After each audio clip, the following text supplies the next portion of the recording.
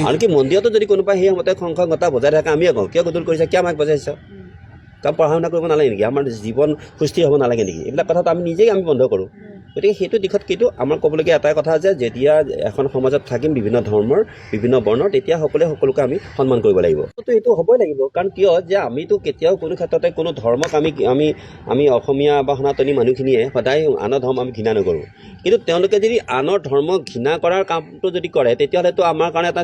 চিন্তনীয় বিষয় আৰু আমাৰ অসমত কিন্তু তেনেকুৱা এটা পৰিৱেশ আমাৰ হোৱা নাই কিন্তু আমি এইটোও নামানিম যে য'তে ত'তে মানে তেওঁলোকে যেতিয়া বক্তৃতা আহিব তেতিয়া য'তে ত'তে ঘৰে মানে গাঁৱৰ যিকোনো জেগাতে তেওঁলোকে মানে গৰু মানে তেওঁলোকে বা কোৰবানী কৰিব সেইটো কামটো বাধা কৰিবৰ কাৰণে মানে চেষ্টা কৰিছে আৰু ইতিমধ্যে কিন্তু কিছু জেগাত খিলঞ্জীয়া যিবিলাক মুছলিমসকলে কিন্তু বহু ক্ষেত্ৰতো তেওঁলোকৰ মানে এই কথাবিলাকত কিন্তু তেওঁলোকৰ সমত আছে কিন্তু এইটো কথাও জানো যে আমি মানে অনবৰতে য'তে ত'তে বহি ৰাস্তাই ঘাটে বহি নামাজৰ নামত আৰু যেতিয়া নেকি ইলেকশ্যনৰ ডিউটিৰ মাজতো তেওঁলোকে কি কৰিছে নামাজ পঢ়িছে এইবোৰ কথা কিন্তু আমাৰ জীৱনৰ কাৰণে এটা অশনি সংকেত এইবিলাক নাইকিয়া কৰি এটা প্ৰগতিশীল দিশত ধৰ্মক আমি শ্ৰদ্ধা কৰোঁ ধৰ্ম হৈ থাকক আৰু সেইটো আমাৰ অন্তৰত থাকক হৃদয়ত থাকক আৰু সেয়া মছজিদত থাকক গীৰ্জাত থাকক আৰু আমাৰ হেৰিত থাকক মানে আমাৰ মন্দিৰতো থাকক লাউড স্পীকাৰত আঞ্জান দিয়াৰ বস্তুটো দুটা বস্তুত মানে কি যে মোৰ এটা মানে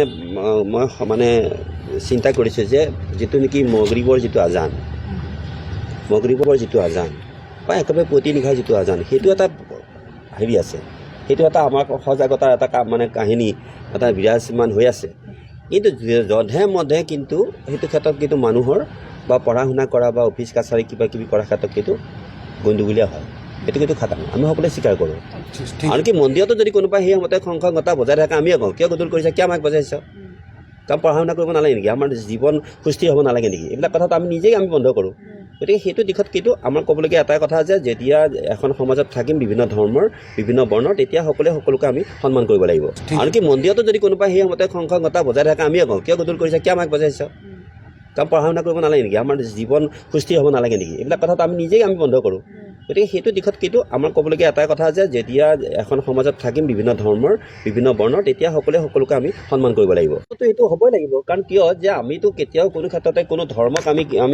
আমি অসমীয়া বা সনাতনী মানুহখিনিয়ে সদায় আনৰ ধৰ্ম আমি ঘৃণা নকৰোঁ কিন্তু তেওঁলোকে যদি আনৰ ধৰ্ম ঘৃণা কৰাৰ কামটো যদি কৰে তেতিয়াহ'লেতো আমাৰ কাৰণে এটা চিন্তনীয় বিষয় আৰু আমাৰ অসমত কিন্তু তেনেকুৱা এটা পৰিৱেশ আমাৰ হোৱা নাই কিন্তু আমি এইটোও নামানিম যে য'তে ত'তে মানে তেওঁলোকে যেতিয়া বক্তৃতা আহিব তেতিয়া য'তে ত'তে ঘৰে মানে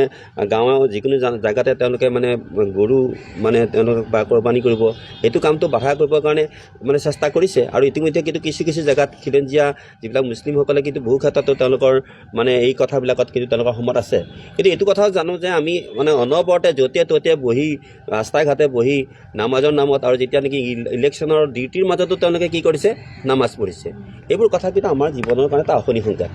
এইবিলাক নাইকিয়া কৰি এটা প্ৰগতিশীল দিশত ধৰ্মক আমি শ্ৰদ্ধা কৰোঁ ধৰ্ম হৈ থাকক আৰু সেইটো আমাৰ অন্তৰত থাকক হৃদয়ত থাকক আৰু সেয়া মছজিদত থাকক গীৰ্জাত থাকক আৰু আমাৰ হেৰিত থাকক মানে আমাৰ মন্দিৰতো থাকক লাউড স্পীকাৰত আঞ্জান দিয়াৰ বস্তুটো দুটা বস্তুত মানে কি যে মোৰ এটা মানে মই মানে চিন্তা কৰিছোঁ যে যিটো নেকি মগৰিবৰ যিটো আজান বা একেবাৰে প্ৰতি নিশাৰ যিটো আজান সেইটো এটা হেৰি আছে সেইটো এটা আমাৰ সজাগতাৰ এটা মানে কাহিনী এটা বিৰাজমান হৈ আছে কিন্তু যধে মধে কিন্তু সেইটো ক্ষেত্ৰত কিন্তু মানুহৰ বা পঢ়া শুনা কৰা বা অফিচ কাছাৰী কিবা কিবি কৰাৰ ক্ষেত্ৰত কিন্তু গণ্ডগোলীয়া হয় সেইটো কিন্তু খাটাং আমি সকলোৱে স্বীকাৰ কৰোঁ